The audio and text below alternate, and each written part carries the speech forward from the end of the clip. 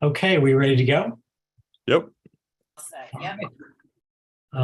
In the absence of John, I'll be chairing the meeting this evening.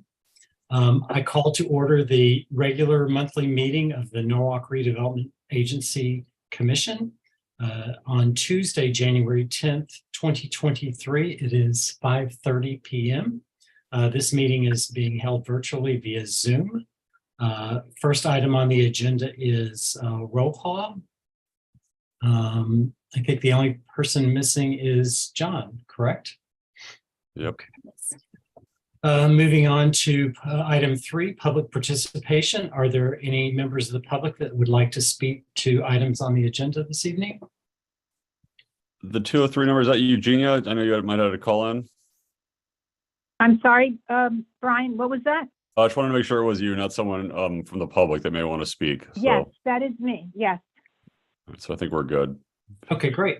So moving on to item 4, administration. Item A, approval of the minutes of December 13th, 2022, our regular meeting. Does someone want to make a motion? So moved. Commissioner Bloom moves it. Do we have a second? Second. Commissioner Cooper seconds it. Is there any discussion, comments, corrections, changes? Hearing none, we'll go for a vote. All those in favor, please indicate by saying aye and raising your hand. Aye. All those opposed, all those abstaining, motion carries. Thank you very much. Moving on to item B, the financials.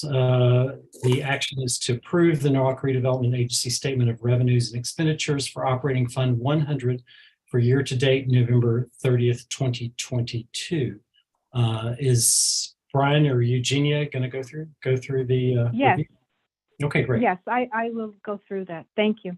Thanks. Okay, for the year-to-date period ending November 30th, the operating fund 100 had actual revenues of $601,000 versus budgeted revenues of $595,000 for a favorable variance of $6,000. Total actual expenditures of $695,000 versus budgeted expenditures of $719,000 resulted in a favorable variance of $24,000. This is due to a favorable variance of $35,000 in personnel expenses, offset by an unfavorable $11,000 in administrative expenses. Legal fees of $38,000 were paid for 1517 Chestnut Street, and these legal fees will be reimbursed to the agency after the LBA is signed. The actual operating deficit of $94,000 versus a budgeted operating deficit of $124,000 resulted in a favorable variance of $30,000. It sounds good. Any questions? Hearing none, is there a motion to approve? So moved. Commissioner Cooper moves it. Do we have a second? Commissioner Peniston seconds it. Any further discussion? Hearing none, all those in favor, please indicate by saying aye and raising your hand. Aye. All those opposed, all those abstaining, motion carries. Thank you very much. Moving on to item 5, business. First item A, P3 Advisory Services. Authorize Executive Director to negotiate and execute any and all agreements for P3 Advisory Services with Infrastructure Advisors LLC related to Webster Street lot. Brian? Yeah, thank you. So what you have before you tonight is a scope of services, or it's actually the contract related to discussions we've been having with a number of firms. We actually, when I first started, I put out an RFQ, or request for qualifications, to the market to basically obtain the universe of qualified options for public-private partnership advisory services. We have a standing bench of about 5 firms that we actually we haven't engaged with yet. This is actually the first engagement that we've been looking to do.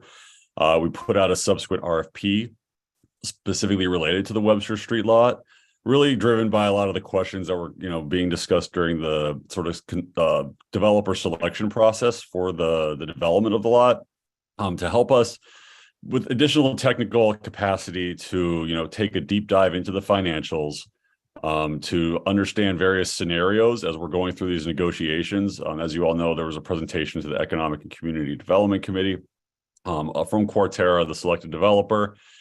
And the next steps are the public outreach process and us trying to kind of refine what would be an LDA or land disposition agreement term sheet. In order to do that, we want to make sure that we're not leaving any, funds or resources on the table. So we're looking to have some outside consulting services, and that's what's before you tonight.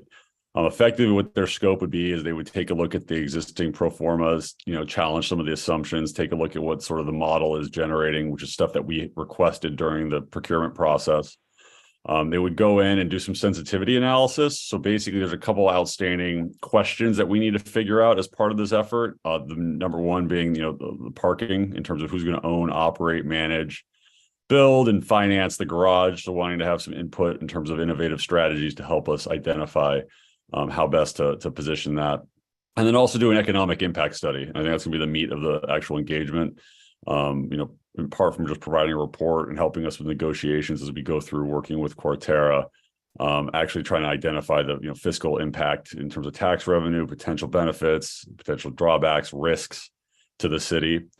And then also helping us work with the parking authority to better understand the impact any sort of changes in their revenue model based on whatever happens with the Webster Street lot can or cannot be accommodated. So we're just trying to have third-party technical assistance. The project is definitely big enough in nature where I think this is very valuable for us rather than trying to kind of, figure it out all on our own.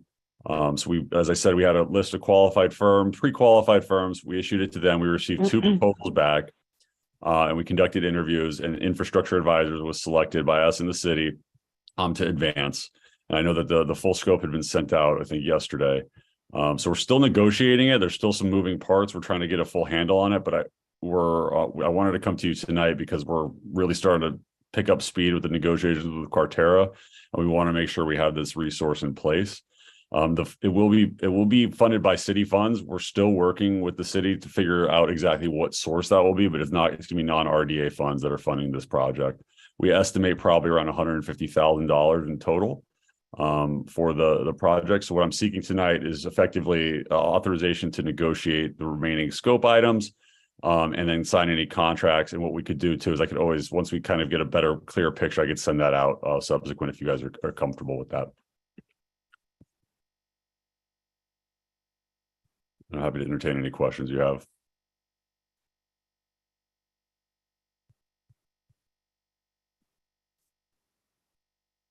I appreciate the due diligence and think it's smart, given the complexity, to have this second set of eyes. It makes a lot of sense to me. I appreciate the thoroughness of how you all are dealing with this.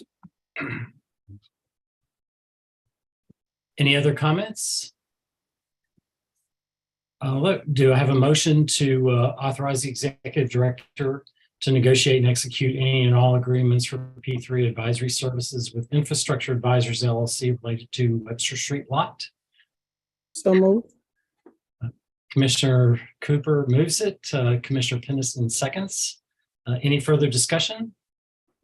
All those in favor, please raise your hand and indicate by saying aye. Aye. Aye. All those opposed, all those abstaining, motion carries. Next item on the agenda is item B, the Climate Action Plan. Great. So the second item here is a project we've been working on. I think many of you are aware that we're actually serving as staff for the Ad Hoc Sustainability and Resilience Committee. As part of that effort, the city has allocated resources to do a citywide climate action plan. So we've been working with the city to advertise, bid, and procure a consultant for those services. Effectively, what we'll be doing is it's a multifaceted work program. And again, we're trying to move expeditiously because we have the next ad hoc committee meeting actually tomorrow night. And we wanted to make sure we had at least our internal authorization to execute the contract, but we want to kind of run it through their committee to make sure that all the scope items are being addressed. But effectively what we're trying to do is to take the work we did in, I think it was last May now, in the Community Resilience Building Workshop that we hosted with about 35 city department leaders, staff, to identify, the most pertinent risks, hazards, and infrastructure required to sort of adapt to climate change to improve, Norwalk's overall resilience. And what we want to do is now take that summary of findings, which we've generated for the city, and take it to the next level. So there's a number of things that we'll be looking at as part of that planning exercise. One of the first things that came to the top is taking a look at the administrative environment in the city in order to figure out how best to improve and integrate resilience across all departments. So there's going to be sort of an administrative managerial component to this. And then there's going to be a more technical scientific component in terms of taking a look at flood projects, taking a look at various vulnerabilities, both from a social and economic and equity perspective. In terms of the sort of high level approach to the work. We went through a open procurement process. We identified SLR as the mutually agreeable firm. We still are, as I said, finalizing the scope on that one as well. So it's a little bit of a similar situation, but we don't expect it to exceed $150,000, and that's what's coming from ARPA funds. So will this fix flooding on Water Street? It's going to be definitely the first step towards that. I've heard that one 50 times before, but okay. Yeah. It's always, I've never been in a city where Water Street hasn't flooded, hence the name, I think. They're always going to fix it, but it never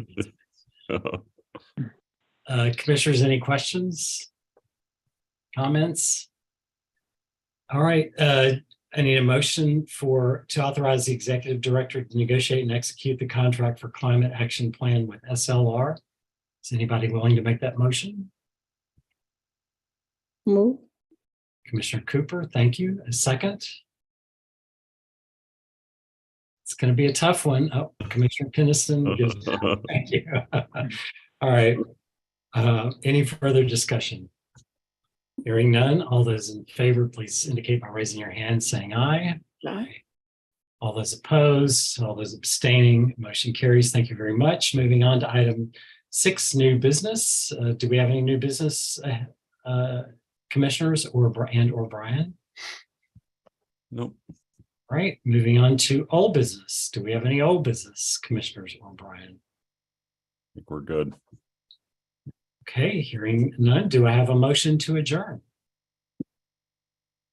So move. Commissioner Cooper, do I have a second? Second. All right, I think we're all in agreement. The meeting is adjourned. Thank you very much, everyone. Let's see what to do. That was nice time, David. 12 minutes. 12 minutes. 12 minutes. An efficient meeting. So we just spent $300,000 in 12 minutes, right? All right, very good. Thank you, everyone. All right, Take thank you. care. Have a good night. Good night. Good night, everyone. Bye. Good night, everybody.